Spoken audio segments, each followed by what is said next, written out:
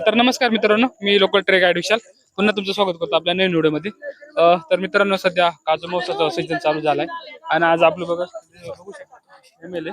आज आपण यांच्यासोबत आलोय आमच्या आदिवासी भागातील पिढ्यानपिढ्या चाललेली अशी एक संस्कृती जी लोकांनी अजूनही जपून ठेवलेली आहे. तर ती दाखवण्याचा आपण ते दाखवण्याचा आपण यांना दाखवण्यासाठी आपण आलोत. तर दाखवतो तुम्हाला की आमचे आदिवासी पाड्यातील लोक कशी वेशभूषा करून गोड हा उत्सव कसे प्रकारे साजरा करतात. तर चला दाखवतो तुम्हाला.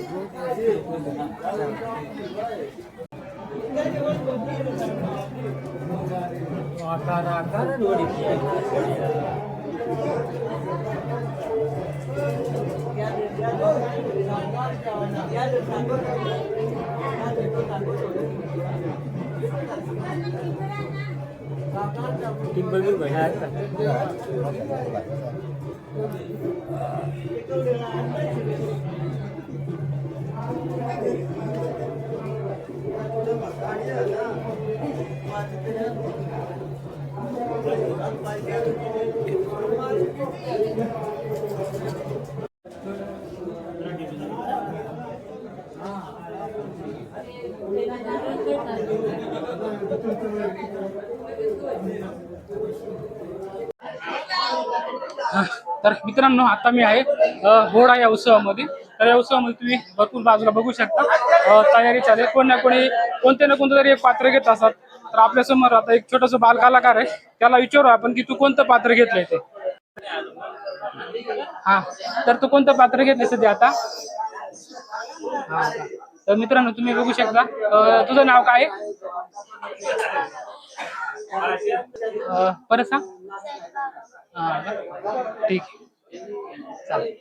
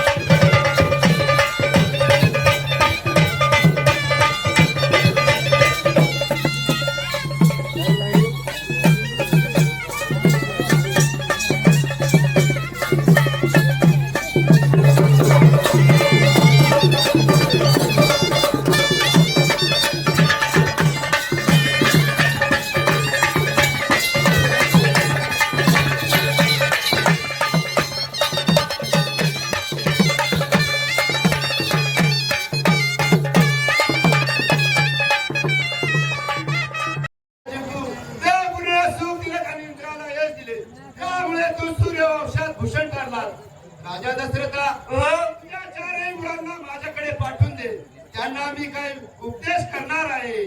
फार उत्तम आहे.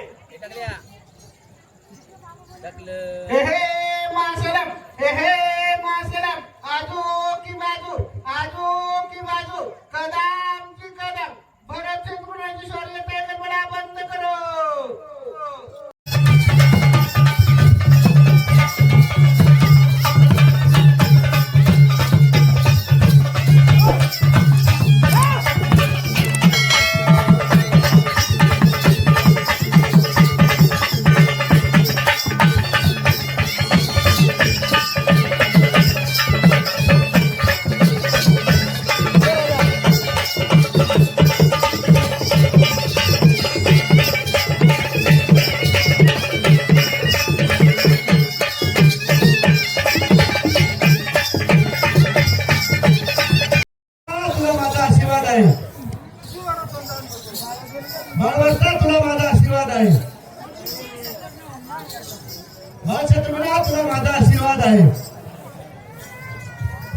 राम लक्ष्मण भरत शत्रुघ्न तुम्हाला मी गायत्री मंत्राचा उपदेश पूर्ण केला आहे.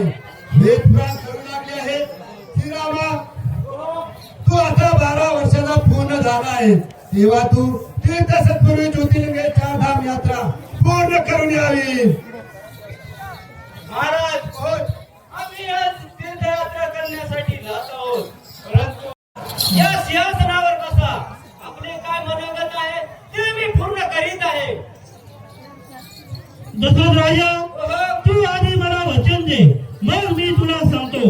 विश्वामित्रा, हा माझा देह आहे, ते माझे वचनच आहे, ते घे वचन. हे राजा दशरथा, सूर्यवंशातील महान आणि परोपकारी देवांचं कार्य सिद्धीस नेणारे राजा, माझे मागणे आहे. आम्ही सर्व ऋषी यज्ञात बसतो. यज्ञामध्ये राक्षस येऊन आमच्या होमाचा नाश करतात. ताटिकातून समक्ष येऊन बोलते की मी सर्वांचा नाश करीन.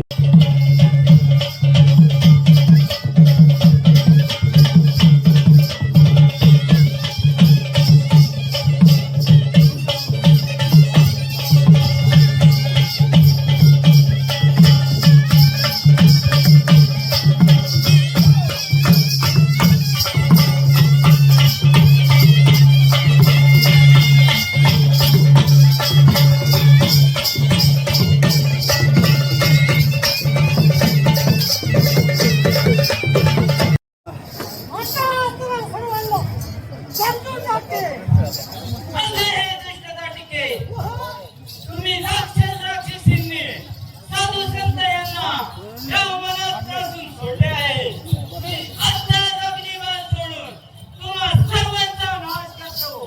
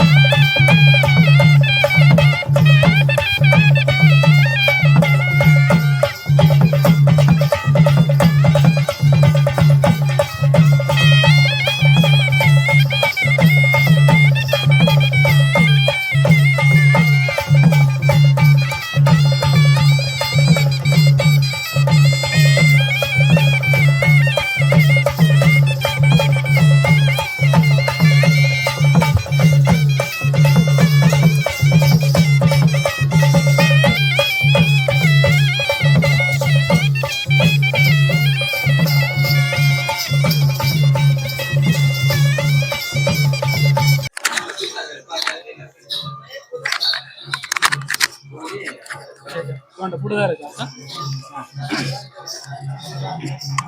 तर मित्रांनो, आता आपल्या समोर गावची काही प्रतिष्ठित मंडळी आहे, त्यांच्याकडून जाणून घेऊया बोहडा उत्सवाविषयी. आपण त्यांना काही प्रश्न विचारणार आहे, तर त्या प्रश्नाची ते उत्तरे देतील. सो आपण प्रश्न विचारू त्यांना. तर समजा हा बोहडा आता गाव समोर चालू आहे, तर किती वर्षापासून म्हणजे सुरुवात झाली आहे? बोहाड्याचा कार्यक्रम म्हणजे हा 100 वर्षापासून चालू आहे. आणि एक बाहेरगावचे भरपूर माणसे येतात, त्यांना तो आवडतोय. आणि आपला आदिवासीचे जे देवस्थान आहे त्या देवांच्या नावाने एक कार्यक्रम हा साजरा केला जातोय सुखा समाधानासाठी. आणि वर्षातून हा एकदाच कार्यक्रम होतोय, त्याच्यामुळे हा मोठा कार्यक्रम केला जातोय. जसं आता भरपूर पात्र नाचायला जातात, काही रात्र नाचून येतात, तर सगळ्यात अवघड पात्र कोणतं आहे याच्यामध्ये? सगळ्यात अवघड पात्र म्हणलं तर राम, लक्ष्मण आणि रावण. हे रामायणाचा भाग आहे, म्हणजे नाटक बसवलेलं आहे. तर त्याच्यात रामायणाचे पात्र करणारे ते सगळ्यात जास्त अवघड आहे रावणापेक्षा. कारण काय त्याच्यानंतर? आता रामलक्ष्मण म्हणतो आपण, जरा चांगलं म्हणतो त्यांना का आपलं देव आहेत, तर ते ऑलरेडी चांगलं असायला पाहिजे, पण एवढं अवघड काय आहे ते? अवघड म्हणजे जे रामायणात घडलं तेच आपण साजरं करतोय. तर त्या टायमाला तर आपणही नव्हतो. पण रामायणात जे घडलं, रामाने जे कथा लिहिल्या आपण कार्यक्रम करतो त्याच्यावर आधारित. त्याच्यावर आधारित आपण हे नाटक बसवलेलं आहे आणि हे जनतेसमोर सादर करायचं, जेणेकरून याची पुढच्या पिढीला वाटचाल राहिली पाहिजे का इथून माग जे रामायण घडलेलं आहे हे पुढं माहीत झालं पाहिजे. आता पुस्तकही भेटत नाही एवढे. धन्यवाद. आलो मी.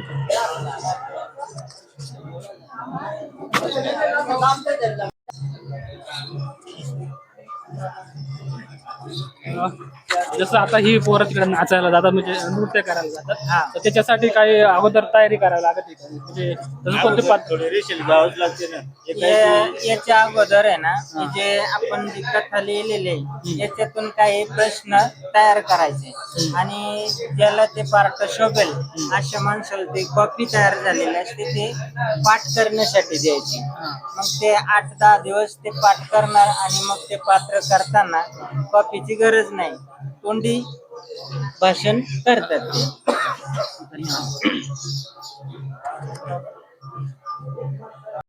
तर मित्रांनो, तुम्ही समोर बघू शकता आपल्या पात्रापुढे म्हणजे आपल्या आपण जे पात्र घेतोय त्याला जाण्यापूर्वी किती मिनिट कशा प्रकारे इथं सजावट केली जाते तुम्ही प्रत्यक्षात समोर बघू शकता तिथं.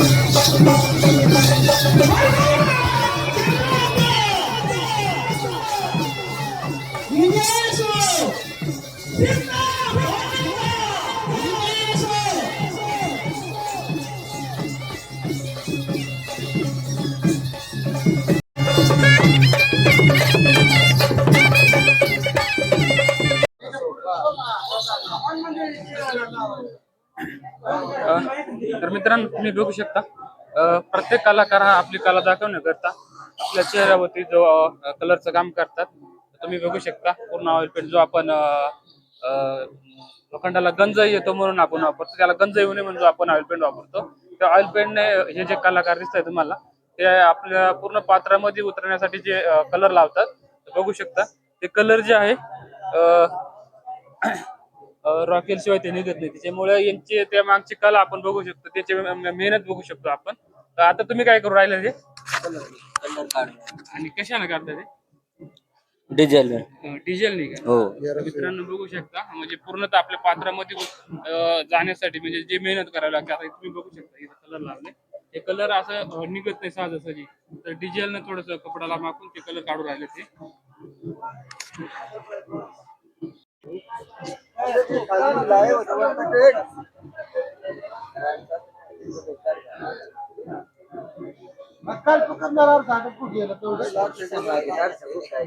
तुम्ही देवीला हार वगैरे घालून राहिले आणि आता लास्ट जे पात्र आहे ते देवीचे, देवीची मिरवणूक निघणार, देवीची मिरवणूक निघणार आहे ते आता तुम्हाला दाखवतो मी.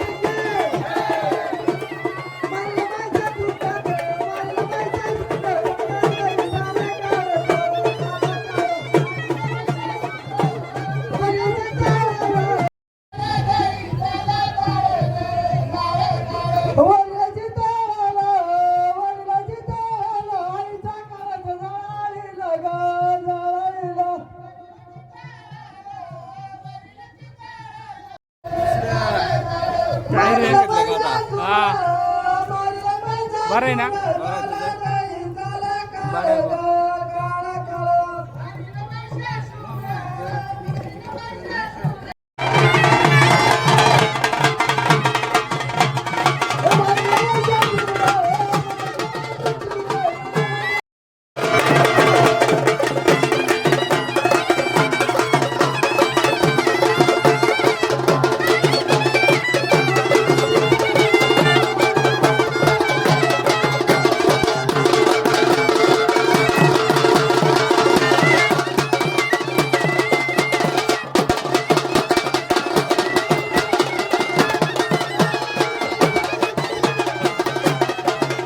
तुम्ही बघू शकता हे लाकडाचे इतकले मित्रांनो तुम्ही बघू शकता लाकडाचे एवढे मोठमोठाले मुखवटे अंगावर घेऊन नाचवणे सोपं काम नाही.